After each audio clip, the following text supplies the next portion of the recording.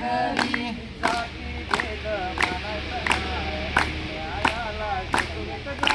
संघटनेचा पुढेच पाय अन्यायाला जिंकवीत जा.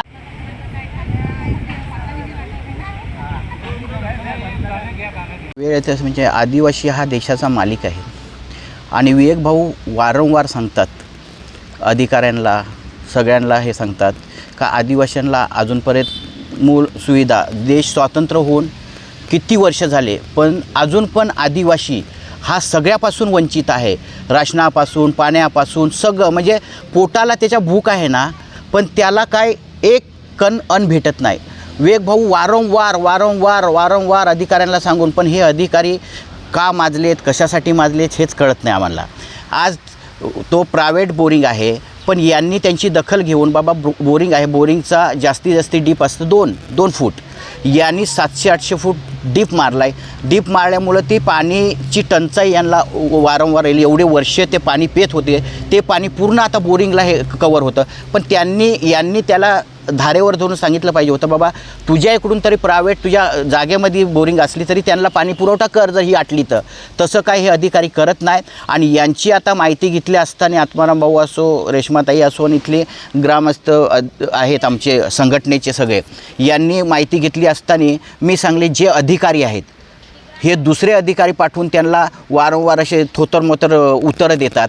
जो सक्षम अधिकारी आहे तो अधिकारी इथं नाही आहे आणि ही वेळ आलेली आहे आजपर्यंत आदिवासींवर काय आम्हाला उत्तरच भेटत नाही. मग आम्ही असं ठरवलं आहे का जोपर्यंत उत्तर भेटत नाही मग महिनाभर आम्हाला का नाही इथं राहायला लागलं तरी आम्ही राहू एवढीच आमची ही आहे विनंती. आणि आम्हाला मूलभूत सुविधा जे पाण्याचा प्रश्न मेन आहे तो सुटला पाहिजे एवढीच आमची मागणी आहे. जिंदाबाद.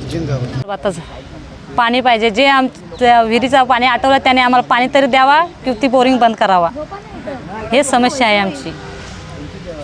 त्या वाडीतनं 2-2 हांडे आणतो आम्ही. तिथं लाईट असली तर पाणी भेटतो लाईट नसली तरी का मग हांडे घेऊन घरी येतो आणि किती अंतरावर नाही येतो ते सगळे लोक बघता येत. रोडच्या पलीकडे जाता येत काय अलीकडे जाता येत. लाईट नसली तर पाणी नाही मग तिथं रिकामा हांडे घेऊन घरी यायचा. लाईट असली तर 2 हांडे भेटतात ते पण लोक आता लागतात वरडायला. दरवर्षी किती आम्ही पाणी देणार तुम्हाला पाण्याची सोय करा. ज्याने ज्या बोरिंग लावून आटवलं विहीर त्याच्याकडे जा पाणी मागायला त्याच्याकडे पण जाऊन आम्ही सांगितलं आहे. तो बोलतो माझा व्यवसाय आहे मी बंद करू शकत नाही. अशी मागणी आहे की आज आमची जी विहीर होती पूर्वीकालीन 1942च्या आधी ह्या विहिरीला 3 गावाचे लोक 2 मराठी समाजाचं गाव आणि 1 आदिवासी वाडी हे कधीच पाणी आटत नव्हतं. असं आमच्या आज मी 60 वर्षाचा माणूस 60-62 वर्षाचा माणूस आहे. मला विहीर आटलेली कधी माझ्या आयुष्यात आठवली नाही. पण आज इतर समाजवाल्यांनी बिगर आदिवासींनी विहिरीच्या खाली 100 फूट बोरिंग मारलेले आहे 100 फूट लांबीवर. तर त्या विहिरीत 700 फूट त्यांनी बोरिंग लावल्यानंतर आमच्या विहिरीचं पाणी त्यांनी 2022 ते 23 ते आजपर्यंत गायब केले. तर त्याच्या पाण्याच्या संदर्भात आज आम्ही श्रमजीवी संघटनेचा इथं ठेया आंदोलन म्हणून मोर्चा काढण्यात आलेला आहे. सतीमालवाडी उमरे या वाडीतले आदिवासी 10-12 वर्षापासून ग्रामपंचायतमध्ये जातो. फक्त इथं आल्यानंतर आम्हाला तेवढे बोलतात का आम्ही देतो ते काय होईत आत्तापर्यंत काम होत नाही. आणि ज्या महिला जे येतात ते 4-4, 5-5 किलोमीटरनं हंडे घेऊन येतात. लाईट ते बोलले महिला का लाईट असली तर मिळतं नाही तर नाही आणि कोणी देतो नाही तर देत पण नाही. असे बरेचसे वर्ष का झाले. तर आज आम्ही आलो आहे त्या विहिरीला शेल झाल्याशिवाय आम्ही इथनं जाणारही नाही.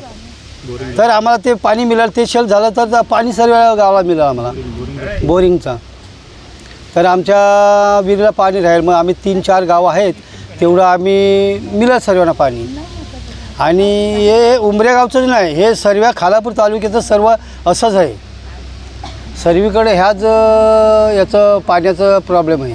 धन्यवाद.